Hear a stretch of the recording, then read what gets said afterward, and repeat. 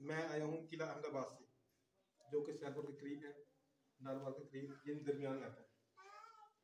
वहाँ के जो खादिम है, वहाँ के जो खादिम है, हर चर्च हर किसी के पास है। तकरीबन 4-5 चर्च वहाँ पे मौजूद हैं। एक चर्च में जाए तो वो कहते हैं हम खिदमत करते हैं मसीह के लिए, हम उनके लिए इनकी जैसी खिदमत नहीं करते। उनके एक चर्च में जाओ, वो बोलते हैं हम खिदमत करते हैं मसीह के लिए, हम इनकी जैसी खिदमत नहीं करते। अगर तीसरे चर्च में चल जाओ, वो भी ऐसे कहते हैं हम खिदमत करते हैं मसीह के लिए, हम इनकी जैसी खिदमत नहीं करते। चर्च वहाँ पे 3-4 चर्च हैं तकरीबन, या 5 चर्च हैं, लेकिन ऐसे उनके आपस में बनती नहीं है, आपस में बनती नहीं है।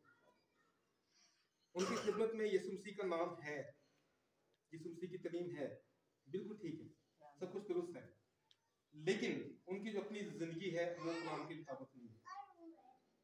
बाकी वो जितना कलाम सुनाते हैं किताबों से पढ़ के सुनाते हैं, किताबों से पढ़ के जितना कलाम सुनाते हैं वो यूट्यूब से देख के पास्टर को कॉपी करके सुनाते हैं। एक होती है रूह कुदस की तरफ से हदायत, जैसे पास्टर बोल रहे थे सबक देने से पहले कि मैंने बहुत कुछ तैयार किया, लेकिन रात को रूह कुदस ने मुझे जगा दिया और कहा कि इस चीज़ का इस्तेमाल नहीं करना, इसका इस्तेमाल करना। इसे कहते हैं रूह की हदायत।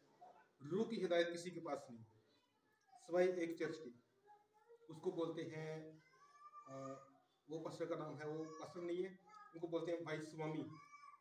उनका जो बेटा है आशर, उनके पास रूह की तरफ से हदायत है। जैसे खुदा मुझे रूह में हदायत कर देता है, जब मैं कलाम सुनाने के बाद दुआ करते हैं, मैं और खुदा के साथ दुआ करते हैं, हमको पता चल जाता है कि यहाँ किसको क्या मसला है। या हम किसी घर में जाते हैं, हमको दाखिल होते ही समझ लग जाती है कि यहाँ पे क्या हो रहा है, हमको इस रूप में भी कोई हमको बताए। ऐसी रूह की कोई हिदायत उनके पास नहीं है। लेकिन यीशु मसीह के नाम में मौजज़े होते हैं, लेकिन मौजज़े वो नहीं होते जो कलाम में लिखे हैं। कलाम में जो मौजज़े मसीह ने किए, एक यीशु मसीह ने बीमारों को शिफा दी, और जिन बीमारों को उसने शिफा दी उनमें से बाद अज़ां लोग जो है मसीह के पैरोकार हुए। जैसे हमने पिछली बार पास्टर ने कलाम सुनाया था कि अंधा नबीना, जिसकी यीशु मसीह ने आंखें खोल ली, वो जब बीना हो गया तो यीशु मसीह के पीछे हो लिया। उनकी जिंदगी में मौजे होते हैं, लेकिन वो मसीह के पीछे नहीं होते। पहली चीज, वो लोग जमा होते हैं सिर्फ मौजों के लिए, मौजजात, मौजजात, और मौजे भी कैसे? दुनियावी। रूह कुदस के मौजे नहीं। रूह कुदस के मौजे बीमारों को शिफा, कोड़ियों को पाक साफ करना, बदरू गिरफ्तों को आज़ाद करना, अंधों की आंखें खोलनी। लेकिन अहम चीज़ है कि उनको निजात की खुशखबरी देनी, ताकि वो मसीह के पीछे हो नहीं। वहाँ पे आप जाके देखिए तो वहाँ ऐसा कुछ भी नहीं है, सिर्फ एक चर्च के अलावा वहाँ ऐसा कुछ भी नहीं है। इसका मतलब ये हुआ कि जैसे पास्टर बता रहे थे कि एक होता है लीडर, एक होता है बॉस। वो खादिम है बॉस, हुक्मरानी करते हैं। वो पहले लोगों के लिए बरकतें मांगते हैं, जब लोगों को बरकतें मिल जाती हैं फिर उन्हीं को ये बताते हैं कि अब हमको, यानी कि पहला के गुमराह करके कलाम के मुताबिक नहीं। अगर कोई उनको दाहियकी देता भी है, दाहियकी देने के बाद उनको बरकत नहीं मिलती, जबकि कलाम में लिखा है कि जो दाहियकी देता है चर्च में उसको इसकी बरकत मिलनी चाहिए, जो हदिया देता है उसको बरकत मिलनी चाहिए। जैसे हमारे यहाँ तलीम होती है, हमारे यहाँ पे तलीम होती है, हम गलतफहमियों को दूर करते हैं, वहाँ पे किसी की गलतफहमी दूर नहीं होती। अभी भी लोग गलतफहमियों में मौजूद हैं। ये मेरा दूसरा दिन है संडे क्लास का। पहले जो पास्टर ने बताया था उसमें भी मेरी कुछ गलतफहमियां दूर हुई, उन बातों का जिनका मुझे पहले नहीं था पता। आज भी जो मैंने सीखा इसमें मेरी गलतफहमियां दूर हुई, जिनका मुझे पहले नहीं था पता। और मैं ये देख रहा हूँ कि मैं जब यहाँ क्लास अटेंड करता हूँ वेडनेसडे को, तो मैं अंदर ग्रोथ करता हूँ, मेरे अंदर यानी कि रूहानी ग्रोथ होती है।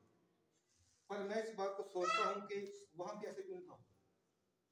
हालांकि मेरी बीवी खुद ये कहती है कि वो खिदमत करती है, लेकिन उन लोगों के साथ ऐसा क्यों नहीं होता जैसा मेरे साथ यहाँ पे हो रहा है।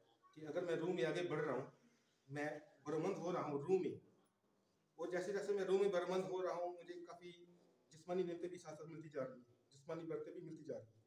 क्योंकि जिस्मानी बरकतों का एक ही असूल है, अमल।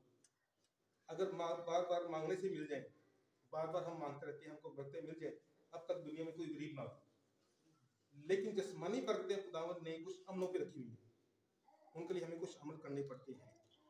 तो मेरी आप लोगों से यही नसीहत है कि कलाम में लिखा है कि रूहों को आजमाओ, क्योंकि हर रूह खुदा की तरफ से नहीं होती, हर खादम खुदा की तरफ से खादम नहीं होता। खादम दर हकीकत वही होता है जो सबसे पहले खुद को खत्म कर दे, सबसे पहले खुद को मार दे, खत्म कर दे। और कलाम में लिखा है कि अब तुम अपने भी नहीं रहे बल्कि मसीह यीशु के हो। और फिर कलाम में ये भी लिखा है कि अब तुम्हारे अंदर मसीह यीशु का रूह है। अगर खादम में ये चीजें नहीं तो वो खादम भी नहीं। यीशु मसीह का नाम इस्तेमाल करके कलाम सुना के या चर्च खोलने से कोई खादम नहीं बनता। सबसे पहले आपको, जैसा कि आज के सबक को मिला, कि एक बीज की तरह अपने आप को खत्म करना है। और सबसे अहम चीज, मेन पॉइंट, यीशु ने कहा मेरे पीछे हो ले। अगर हम सबसे पहले मसीह के पीछे होना चाहते हैं, सबसे पहले हम ये देखें कि जिसकी पैरवी हम करते हैं वो मसीह के पीछे है या नहीं। अगर वो मसीह के पीछे नहीं है तो खाली मौजों को लेके क्या करोगे? कलाम में तो ये भी लिखा है कि उस दिन बहुतेरे आएंगे और कहेंगे क्या हमने तेरे नाम से नबूवत नहीं की, क्या हमने तेरे नाम से गुदरों को नहीं निकाला, क्या हमने तेरे नाम से और भी बहुत से काम नहीं किए। लेकिन जवाब में ये कहा जाएगा कि ऐ बदकरदारों, मेरी कभी तुमसे वाकिफ ना थी। ठीक है, यानी कहने का मतलब ये हुआ कि खाली मसीह यीशु का नाम ना देखो, मौजे ना देखो, सबसे पहले ये देखो कि जो खादम आया है वो मसीह यीशु का है या नहीं, वो लीडर है या नहीं। अगर वो लीडर है तो खादम है, और अगर वो बॉस है तो वो खादम नहीं। क्योंकि यीशु ने कहा कि मैं खिदमत लेने नहीं खिदमत करने आया हूँ। तो सबसे पहले इन चीज़ों पे नजर रखें।